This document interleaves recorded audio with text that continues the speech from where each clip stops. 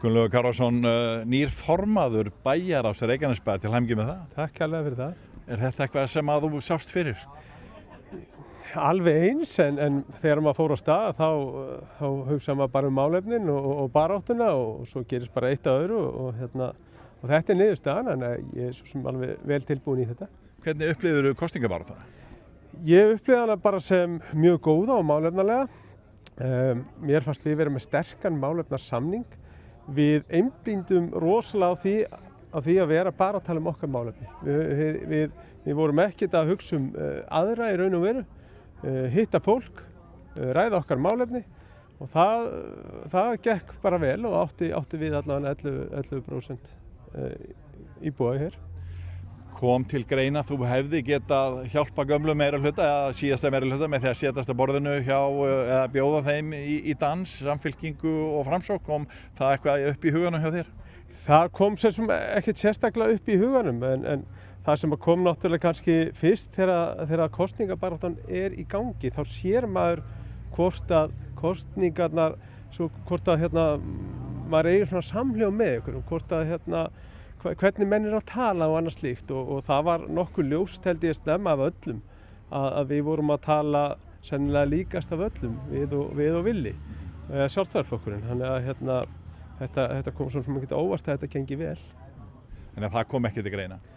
Nei, við fórum bara ekki þangað, nei. En hvernig er að setjast að samningaborðinu? Þeir eru með 5 fulltrúa, þið með 1. Er það ójafn leikur?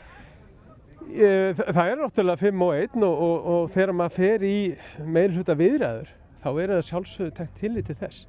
En það var einhvern veginn allan tíman þannig hjá okkur Villa að við vissum það alveg ójafn leikur en það er samt ekkert vaðið yfir. Það er bara komist að góðu samkomulagi, við erum sammála um þetta, báðir flokkarnir ræddu þetta í sikkuru lagi, voru sammála, þannig að auðvitað þurfa báðir einhvern veginn að gefa eftir og eitthvað slíkt og þetta er rætt hvort að þessi er að gefa mikið og lítið en á endanum þarf að ná samkomulagi.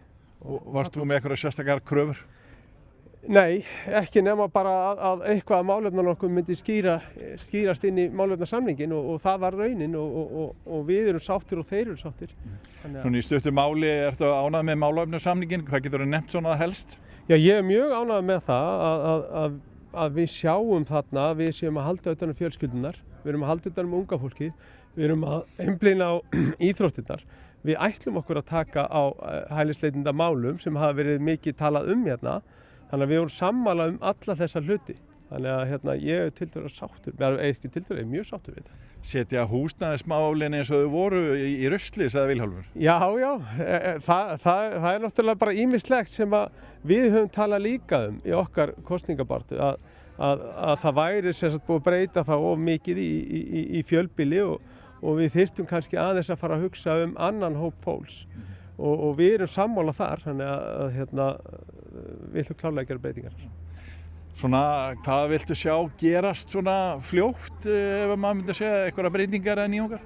Já, ég held að við munum nú alveg pottþétt koma með ýmsar tillögur þegar við tökum við annan júní en klárlega myndum við sjá breytingar og sem við tilkynntum náttúrulega hér að það eru breytingar á nefndum og það eru fækkun á nefndum þannig að ég held að fólk vonandi sér strax í sumar að við séum teknir við og það komi breytingar varðandi fjölskyldu og varðandi skólamál næsta haust og annað slíkt. Þannig að vonandi sér fólk það mjög fljótt.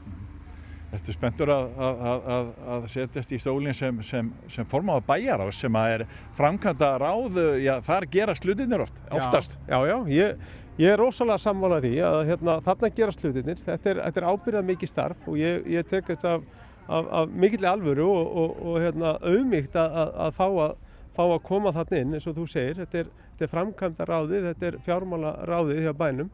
Þannig að ég hlakka mjög til að takast á við þetta.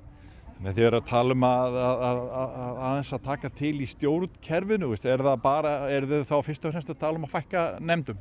Nei, fyrst og fremst að tala um að horfa til þess hvort það er hægt að gera betur þar.